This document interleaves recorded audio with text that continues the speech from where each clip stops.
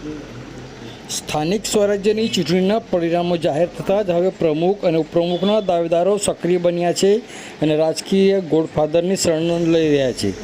છોટાઉદેપુર જિલ્લામાં ભાજપના પૂર્વ જિલ્લા પ્રમુખ ઉપેન્દ્રભાઈ રાઠવા અને લક્ષ્મણસિંહ સોલંકીનું નામ જિલ્લા પ્રમુખ પદ માટે ચર્ચામાં છે. આ વચ્ચે બોડેલી એપીએમસી ખાતે ભાજપ દ્વારા પ્રમુખ ઉપપ્રમુખ સહિત અગત્યના હોદ્દાઓ માટે સેન્સ પ્રક્રિયા હાથ ધરી હતી. બોડેલી નગરપાલિકા સહિત તાલુકા અને જિલ્લા પંચાયતના પ્રમુખ તથા અન્ય મુખ્ય હોદ્દેદારોની પસંદગી કરવા માટે બોડેલી એપીએમસી ખાતે ગંભીરતાપૂર્વક સેન્સ પ્રક્રિયા યોજાઈ હતી. ચૂંટણીના પરિણામો જાહેર થયા બાદ ભાજપ દ્વારા આયોજિત આ પ્રક્રિયામાં પ્રદેશ અને જિલ્લા કક્ષાના નિરીક્ષકોની હાજરીમાં ચૂંટાયેલા સભ્યો અને કાર્યકરો સાથે વ્યક્તિગત ચર્ચા કરવામાં આવી હતી, જેમાં વહીવટી સુકાન કોને સોંપવું તે મુદ્દે વિગતવાર અભિપ્રાય લેવામાં આવ્યા હતા. આ બેઠક દરમિયાન સંગઠનની મજબૂતી અને વિકાસલક્ષી કાર્યોને પ્રાથમિકતા આપનાર સક્ષમ ઉમેદવારની પસંદગી પર ખાસ ભાર મુકાયો હતો.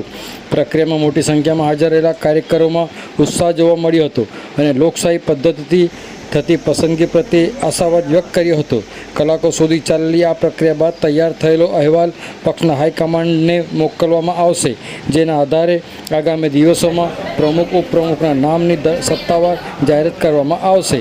આવો સાંભળીએ આ અંગે જિલ્લા ભાજપ પ્રમુખ ઉમેશભાઈ રાઠવા શું કહી રહ્યા છે. સાંભળો તેઓના મુખે.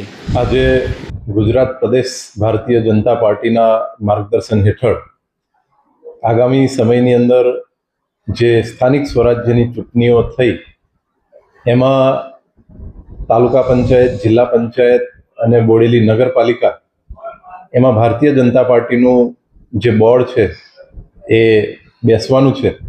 ત્યારે એના પ્રમુખ, ઉપપ્રમુખ, કારોબારી ચેરમેન એના માટેની સેન્સ પ્રક્રિયા અમારા જિલ્લા ભાજપના કાર્યકર્તાઓ તથા ચૂંટાયેલા સૌ સભ્યો એમને સાંભળવા માટે પ્રદેશ નિરીક્ષકો માન્ય મિતેશભાઈ પટેલ, સાંસદ શ્રી આનંદ તથા અન્ય બે એમના સાથીદાર એ સાંભળવા માટે આવ્યા છે.